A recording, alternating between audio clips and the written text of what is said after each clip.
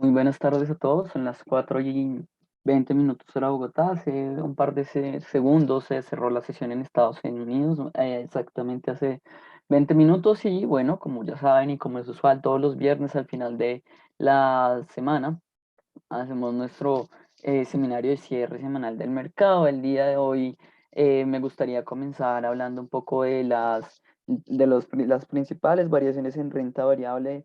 Como vemos, el escenario respecto a lo que vimos en la última semana no varía mucho. Seguimos con estos movimientos negativos, seguimos con estas tendencias negativas en los mercados. Aún vemos muchos números rojos.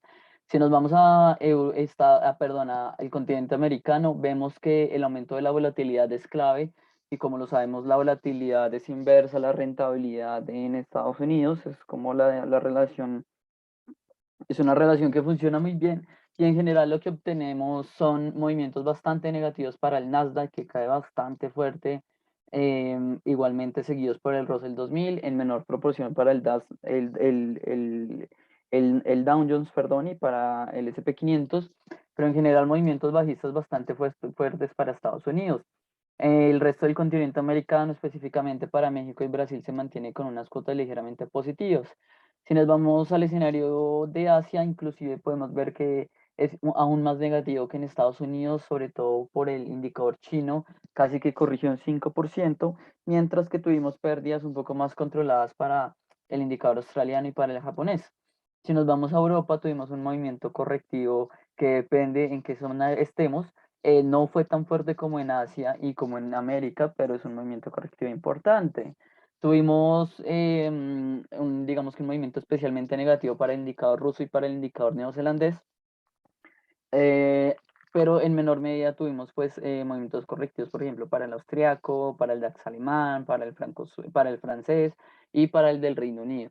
Si nos vamos a materias primas, lo que observamos son movimientos positivos en general para la agricultura. El café continúa liderando ese movimiento alcista, igual que la soya, la cocoa, el algodón, el maíz. Muy buenos movimientos. En menor medida en movimientos negativos tuvimos al trigo y al azúcar. En el continente energético, esas malas perspectivas respecto a lo que pueda pasar con la variante de Omicron, sobre todo con su llegada a China, y las restricciones que se han impuesto desde ese momento, pues digamos que ha tenido un movimiento bastante correctivo en las bolsas asiáticas. Si nos vamos a los metales industriales, tengo que mencionar que en general fue un movimiento mixto. No fue completamente negativo o específicamente muy negativo, pero el aluminio se aprecia bastante bien frente a las caídas del zinc, el copper y el níquel, que no son espectacularmente grandes, tengo que mencionarlo, a pesar de que el movimiento en general es negativo. Los metales preciosos tuvieron una oportunidad de avanzar, perdón, frente a la gran incertidumbre del mercado generado respecto a lo que podía pasar con los bancos centrales y lo que al final pasó. En lo particular, quiero mencionar que, y ya creo que lo he mencionado, mi postura frente al oro y contra la plata sigue siendo plenamente alcista, em, respecto pues a un activo refugio, ¿no? Si nos vamos al escenario de criptomonedas, teníamos un escenario ligeramente alcista a mediados, inicios de esta semana, pero al final continuamos con el mismo movimiento negativo con el que veníamos de la semana pasada. Hay movimientos especialmente fuertes, por supuesto, para resaltar. Ethereum corrige casi un 8%, Bitcoin 7%. em, Tal vez vale la pena resaltar que Solana también corrige bastante fuerte. En general, la mayoría o las divisas core, las criptomonedas core, las más importantes, tengo que mencionar como lo que son Bitcoin y Ethereum, igualmente tienen movimientos bastante correctivos que pues en general llevan a todo el mercado hacia un movimiento pues igualmente negativo. Si nos vamos al continente de Forex, a la parte de Forex en general, vemos movimientos muy correctivos, perdón, muy apreciativos para el dólar americano. Es claro que las divisas, o por lo menos el movimiento a favor del dólar americano, tuvo una especial fortaleza esta semana. Por supuesto, hay divisas que se comportaron de manera defensiva bastante bien, como es el mexicano, el rand sudafricano. Mención específica para el mexicano, que en estos días, en las últimas horas, mencionó la subida de tasas de interés, igual que el Banco Colombiano, el Banco Central de Colombia, y que se une a esos movimientos también, también seguidos por el Banco de Inglaterra, que también subió tasas de interés y que también pues tienen repercusión claramente en el movimiento de la divisa, que se comportó bastante bien. Una particularidad es la lira turca, que sigue presentando una de las depreciaciones más fuertes que he visto desde hace muchos años, y se debe básicamente a una posición bastante en lo particular vieja de parte del presidente de este país, que considera que subir las tasas eh, sería contraproducente para el mercado. Él dice que si las tasas de interés se mantienen bajas, tarde que temprano el mercado se fortalecerá, igualmente se fortalecerá el mercado laboral y que pues así se combatirá la inflación según el pensamiento de él. Este es un modelo económico que no se adopta desde hace años, posturas económicas muy neoclásicas, inclusive anteriores, y pues que la verdad no tiene ningún sentido. En lo particular, el mercado está castigando bastante duro esa posición, depreciando muy fuerte a la lira turca. Si nos vamos al porqué o a lo que vimos a lo largo de esta semana, vemos datos económicos importantes que comienzan desde el día martes. La inflación de los precios al productor en Estados Unidos nos reforzaba el pensamiento de que la inflación continúa siendo un problema claro, y como mencionó Jerome Powell la semana pasada, perdón, ante el Congreso, este no es ningún movimiento transitorio, y por lo contrario pareciera que el movimiento por lo menos se acelera. ¿Qué pasa con esta gráfica que vemos en pantalla? Si se dan cuenta, es un movimiento que no habíamos tenido desde hace años. De hecho, no hay punto de comparación, y básicamente lo que está anticipando es que pueden existir dos posibilidades. Una, los productores retienen estos precios cada vez más altos, lo que significa tener ingresos menores para las empresas, o que los trasladen a los bienes finales y que se pasen al consumidor.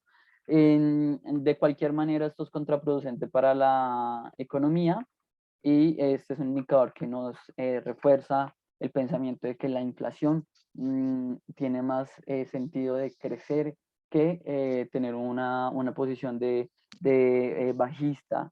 El miércoles tuvimos un dato muy interesante para China, en lo particular, si tomamos un poco de contexto con lo que está pasando con Evergrande, nos damos cuenta que los precios de la vivienda en China se ubican en niveles mínimos, claramente como lo ven en pantalla, con un movimiento bajista y un movimiento tendencial muy claro. Lo que llama la atención acerca pues de esto que ha causado Evergrande, un movimiento correctivo bastante fuerte en los precios de los inmuebles, y que llama la atención sobre cuáles van a ser las medidas de parte del gobierno chino.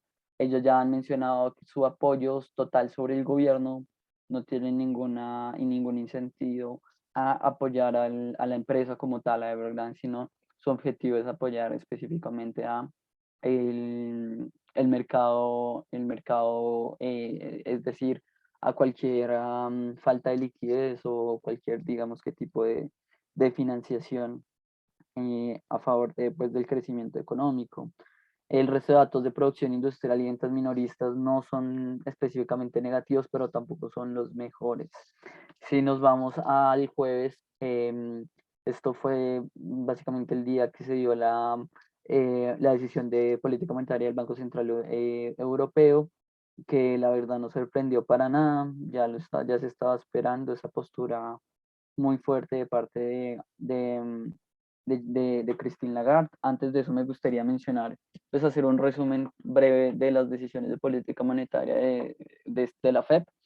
Básicamente la decisión principal fueron aumentar el tema del tapering de 15.000 millones, vamos a pasar a 30.000 millones de reducción al mes, hasta que se acabe en marzo.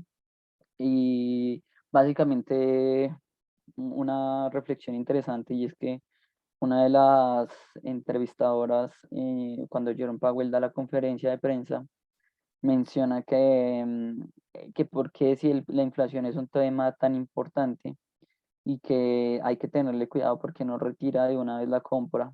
Y básicamente él dice que proteger a los mercados, diciendo así, afirmando esa posición, que aunque no está escrita en el papel, refuerza que el Banco Central o que los bancos centrales aparentemente tienen un nuevo mandato y es cubrir la especulación o el mercado financiero. Entonces vamos a tener un tiempo todavía más con compras de bonos y después de eso vamos a tener que hacernos preguntas importantes como quién va a comprar el QE o esa cantidad de deuda que va a estar en el mercado y pues que está financiado, que está comprada por la FED. Adicionalmente vamos a tener que preguntarnos cómo se va a financiar la deuda a partir de ese momento. La verdad, son preguntas bastante interesantes y que afirman un reto para la política monetaria y fiscal de cualquier país, y sobre todo el país más importante en términos de mercado. El día jueves, las presiones inflacionarias se vuelven a esclarecer en el continente de Alemania, en el continente no, sino en el país alemán, que es básicamente la locomotora económica de Europa, mostrando un dato de que pasa de 57.4 a 57.9, el dato que esperaba el mercado era de 56.8, las presiones alcistas continúan actualmente muy altas. El otro dato muy importante que es el sector de servicios en Alemania muestra un retroceso importante y de hecho se ubica por debajo de los niveles más bajos en promedio, y esto sí hay que tenerle mucho cuidado. Yo haría un seguimiento especial a esta estadística, pues no, que me gustaría observar, ver, o que sería muy contraproducente para el mercado ver unas cotas negativas. En cuanto en general a Europa, vemos que el PMI para la industria aún le falta mucho recorrido para corregir. El dato más alto que tuvimos en 2017 es de 57.3, actualmente estamos en 58, entonces seguimos ubicándonos en un nivel alto. Y pues pareciera que pues es un indicador que se mantiene bastante alcista. Si nos vamos al PMI servicios, tenemos una cota ligeramente correctiva, pero si nos damos cuenta en general, estamos como en esa tendencia, esa línea tendencial o dentro del promedio de los datos de más largo plazo. En cuanto a Estados Unidos, creo que hay que tener que revisar que por parte del PMI de la industria seguimos en un movimiento correctivo. Igualmente hay que mencionar que si se fijan estamos en unas cotas altas en promedio contra los periodos más altos del dato. Y en cuanto al PMI de servicios, veníamos aquí de un movimiento muy bajo, claro, enfrentándonos pues, al COVID-19, contra un movimiento muy alto que básicamente era ese efecto base, que ya se ido mitigando y que aún pareciera que mantiene unas cotas altas frente al promedio del mercado.